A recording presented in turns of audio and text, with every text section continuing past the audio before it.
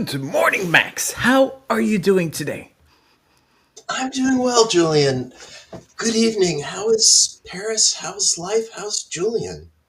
Hey, everything's good. Julian's good. Temperature's hot. Weather is great. Happy to be here with you. Happy to have a special episode again. We haven't had any in a while, and suddenly two in a row. It's pretty exciting. What about you? It is. I, I share the enthusiasm, and I've got a story of pain.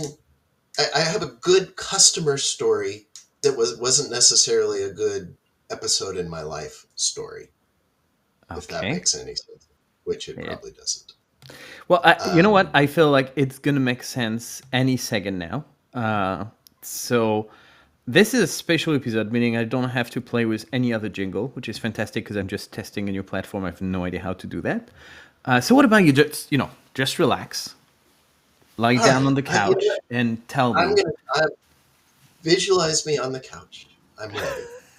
Um, so I told the story, I don't know, quite a while ago now about a friend of mine who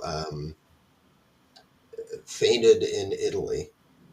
Um, this is now becoming part of my survey of emergency rooms around at least Europe and possibly the world.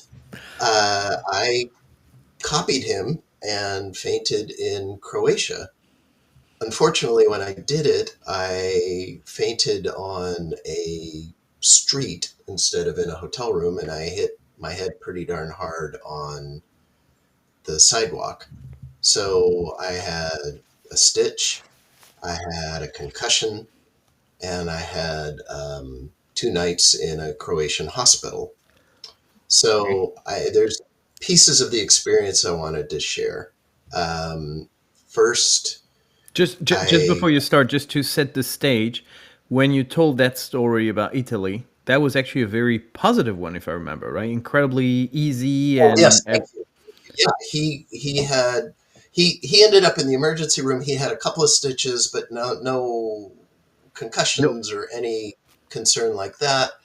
And after filling out zero paperwork, they said, "Thank you very much. There's no bill. Enjoy your day, Exactly. Mister Gold." Exactly. Okay. So this is. I'll just tell the story. I'm not going to compare the two yet. Um, so I I passed out. I fell died, which apparently was dehydration. There appears to be no long term issues here. Passed out, hit my head, woke up with a woman holding a napkin to the back of my head and a man saying, "Stay down, stay down." Um, In English. the ambulance in English, yes, he was a Welshman. I The ambulance came within a very few minutes. They put me in the ambulance, did a EKG, bunch of tests. It was about 30 to 40 miles, about 40 miles to the nearest hospital. So they took me across this little town I was in, put me in an Uber because I wasn't that bad, and the Uber took me to the hospital. Then I went in, and the wait was, I don't know, 45 minutes or so. The wait was not bad. They called me back. They did an initial checking me out. I talked to the doctor, and I really didn't feel great, but I didn't feel horrible at that point. Um, so they did a CT scan, and that was one of the more memorable moments. They have this thing they put your head in to make sure it's in the right position, and it was, it looked like you would just go in, but it was kind of like weird getting into it. So I looked up at the tech and I said, "Is my head right?" And she goes, "I don't know. They're doing a CT scan." So after the CT scan, I went back to the doctor. The scan looked wonderful, and I have a document written in Croatian that says so. Um, and so they looked at me and they said, "You know what? You're fine. Check yourself out. Be careful, but there's no reason for you not to go home." At that point, I stood up and the vertigo kicked in. And I was just like, whoa. And I stumbled across the room and I made it to the place to pay. And I stood there for a second, and the guy realized who I was, and he was getting my bill. And at that point, he said, I said, oh, I'm like, I don't feel well. And he said, well, probably this bill isn't going to help. Ha ha ha. But at that point, I started throwing up. And from that point on, I could not walk more than about 4 or 5 steps without throwing up. It just, the vertigo was absolutely overwhelming. So they kind of, okay, let's just have you sit for a little while or lie down. They put me on a gurney. I lay down for a little while. That didn't work. They put me in the observation room for a couple hours, and I still, they tried having me walk around. It was really, really awful. So at that point, they said, all right, we gotta put you in the hospital. So they took me to the neurology wing, and kind of a Spartan room, but everything was there. No one woke me up. In the US, they wake you up every 4 hours to take your vitals. They just let me sleep. I got through the first day, got to the second day, or I got through that night. Second day, forced myself to eat a little bit. I could sit up, but I still couldn't walk. Actually, I did make it to the bathroom, which was 4 steps in both directions, but just barely. Um, Met the neurosurgeon at that point, talked to him a little bit.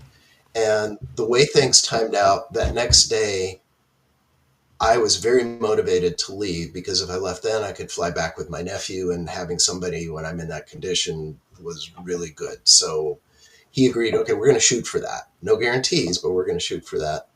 The next morning he came in and he said, okay, here's the deal. I'm going to walk you to the bathroom now. And if you could do that, that's the first test.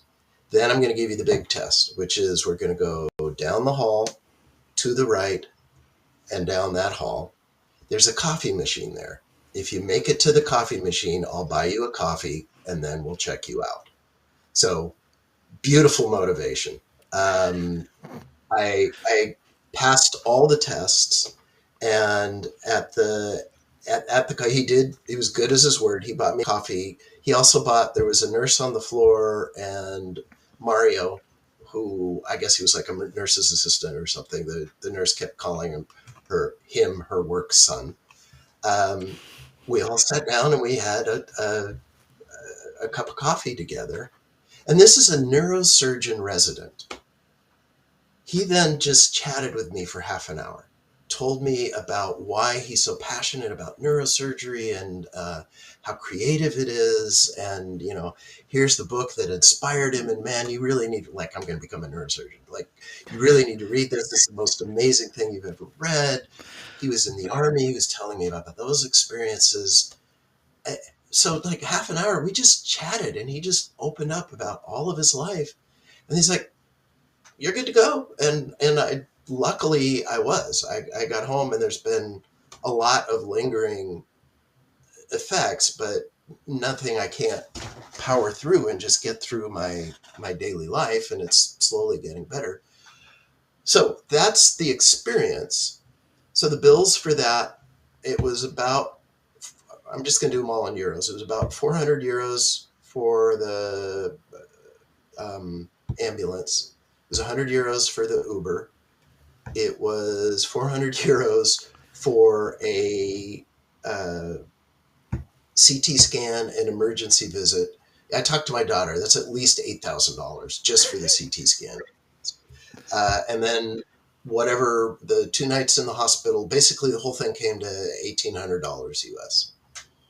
And this would have been, tens of 20s of 30s of 50,000 of thousands of dollars here. And I don't know, I've submitted, I'm waiting to hear, but I don't know if insurance is going to pay for it, if it's going to go to my deductible, but it's a human charge. So that's my story. The experience was unique. The customer experience was wonderful. The personal experience of going through that wasn't great.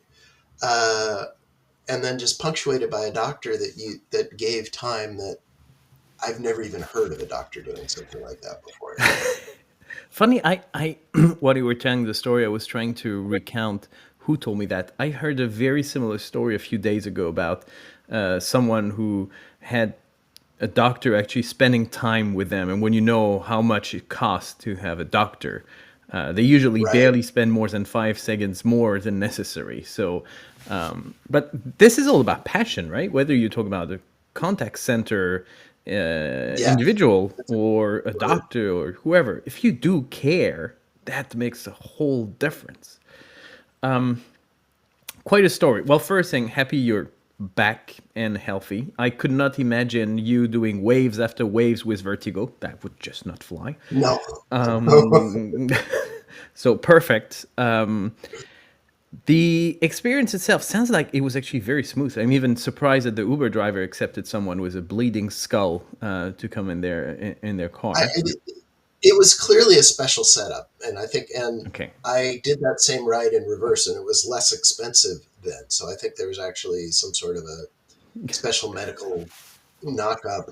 That was the one thing that was kind of questionable because I didn't know I had massive, overwhelming vertigo in my near future, and no one had done a CT scan of my head at that point. So, had something gone horribly wrong during that time, that would have been really bad. But I, knock wood, Lucky. yeah, that's Exactly. I'm not surprised by the price you've paid. Actually, it could even go as little as zero if you were European, because we typically have, we call them mutuelles in France. I have no idea what would the Croatian word be, but it's like a complementary insurance to Social Security, which cost very little. To give you a price point in France right now for the entire family, I'm paying something like 75 euros a month. So call it $80 a month to cover the entire family, and you will cover pretty much everything that the health insurance does not, the social security does not cover, except if it's not needed, right? If you want to do plastic surgery, yeah, probably not going to be covered. But it will cover everything else, and typically your employer is paying a good chunk of it, and you're paying the rest. And you would probably have to pay those 1,800, but it will then be reimbursed by your insurance. And the beauty of it is, no one actually asks you, "Are you insured? Can you show us the paperwork before we decide to do anything on your head?" You first will fix you, and we know you're going to be able to afford it. That's, I must say, I love this system, and the fact that you're also incredibly lucky because you have people. I have no idea where you were precisely in Croatia, but people immediately talk in English to you. I guarantee a French person coming in any country in the world except for France, Luxembourg, and Switzerland or Belgium, speaking in French, there are very low chances anyone is going to respond in that language. You're lucky to speak English, and yeah, that's a good point. That's a good point. Yeah, and I was in a beautiful coastal town called Roven, and very touristy. So there was lots of English spoken there. So yeah, you're right. I am very lucky to have that. it's actually a great, I mean, great story. And you probably prefer not to It, have it, any it of is this a great happen. customer experience story, is the way I would put it. So let me ask Yeah. you: would you try to hurt yourself again the next time you visit Croatia? Let me answer a slightly different question.